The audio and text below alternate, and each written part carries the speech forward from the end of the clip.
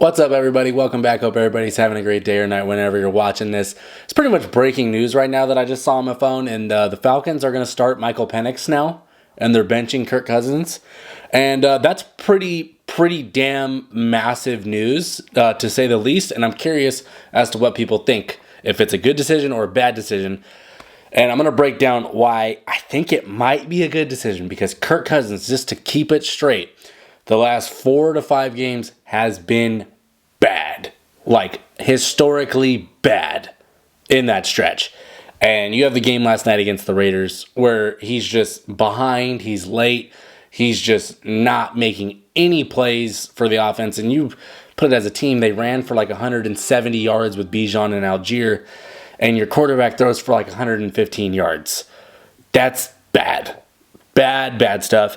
And I think that might have been the straw that broke the camel's back, is that they almost lost to a Desmond Ritter-led Raiders team that's completely tanking now and going for that first pick in the draft. What does Penix do that's different, though? He's younger. He's more mobile. I think that's the biggest thing. He's more mobile, and sometimes Kirk Cousins, let's not call it sometimes, pretty much every time that his mobility got tested, it was bad. He's not able to elude for a couple of seconds to get somebody open. Penix will have a little bit better chance, a lot better chance of extending plays and playing out of scheme. My thing is, I just don't. We don't know, like, how is he going to be in structure, because they're 7-7 right now, one game back of the Bucs for the division, and they're fighting for the playoffs. So making a QB change after you've ran this for 14 games is a ballsy decision, to say the least, because there was a stretch during the season when they were like 7-3, and after the first couple of games, let's be honest, Kirk Cousins was playing really damn good in that stretch.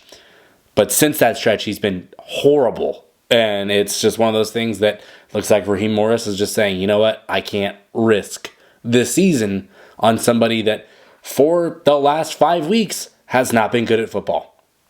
That's the thing, and I understand that. I just think this is crazy to throw the rookie in there. Like, this is as high pressure you're gonna get for your rookie quarterback. Is, hey, season's on the line. We kind of need you to go ball out and play better than Kirk Cousins. And let's be honest, Michael Penix in college was a dog. That's what he did. I never understood them drafting him in the first place when they just gave Kirk Cousins all that money. But I guess it's kind of this is what you do that for, is if Kirk Cousins just doesn't return all the way to form and can't find his way back, at least you have Penix. Now, this is one of those things where I think at the worst case, this is me looking at the glass half empty, you get a 3-game sample size of Penix, so you know what you drafted. You have a better chance of understanding what you drafted in terms of game tape. And that's the worst case, is that you at least get the tape and you at least get to see and something to build off of. The best case is that he plays well, hits Drake London a bunch, hits Darnell Mooney, hits Kyle Pitts, hits Bijan Robinson, and makes plays, and they go out there and the offense goes to a different level. That's all very possible. It's very possible, but that's a lot of pressure to throw on a young quarterback to, like, hey, it's the end of the season, we're trying to make this playoff push, get in there after you haven't taken a single snap all season long. That's ballsy. And let me know if you agree with just my sentiment on that I do think this is crazy to do, but I understand the crazy. To where it's like, yeah, Kirk Cousins has been so bad that this almost makes sense. Like, it almost makes logical sense. It's just when you look at it just from the stretch of, like, you've started one quarterback for 14 games and you're right there one game out of the division, switching them is a very, very risky move. But if you're at a point in your season where high risk, high reward, and you were already getting really nothing from your quarterback. So I think it just makes more sense. And I think as I'm making this video, I'm kind of coming around on the idea more and more. I think Penix has potential to be really good.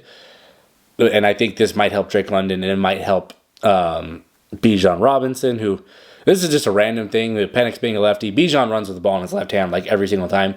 Maybe that has a little more continuity, I don't know, on handoffs and stuff, but it's going to be interesting to see what happens, because let's be honest, the game against the Raiders, Falcons defense and special teams absolutely carried them.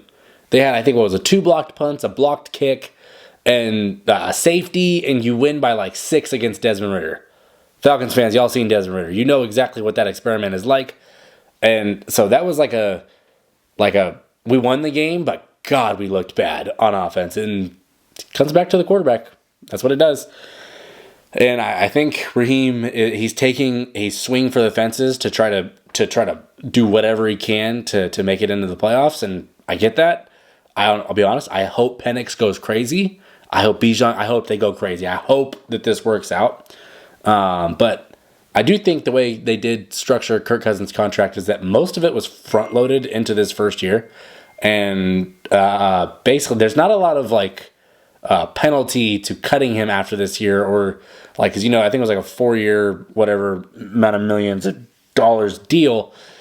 But I think, if I remember correctly, they front loaded his contract, so management might have made a smart decision in doing that, because you draft Penix and now you're not really on the hook for too much to kill your team's chance of building.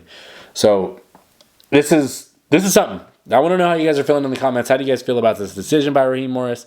Do you think Penix is the move right now for this final 3 games?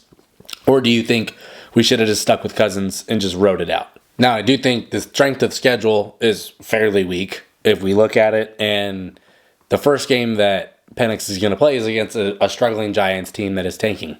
That's a great game to come in and like get your first game action, just because of how bad the Giants have been. Now, obviously Dexter Lawrence and Kayvon and some of those guys can wreck a game a little bit, but I think that's a good easier test, I guess. And then you're going to play the Commanders after that. That's going to be a big game. That might be their biggest game of the season, because it could be the difference in them winning the division or falling out. And then obviously the last game's against the Panthers. Panthers are going to be trying to play spoiler. They've been playing better football as of late. Bryce Young has played pretty solid the last 5-6 games. Now, their defense is still a tremendous work in progress, so that's still a good matchup for Penix to go against. So really, you have 2+ matchups, and then one against Commanders team that has shocked everybody in the NFL, in my opinion. And that's going to be, we got to win at least 2 of these games, and you need the Bucs to lose. And I want to see who do the Bucs play. The Bucs schedule. Let me see. They're probably, because obviously they're not going to play Atlanta. The Bucs are going to get the Cowboys, who have been, competitive, to say it nicely. The Panthers, who I just talked about them, and the Saints.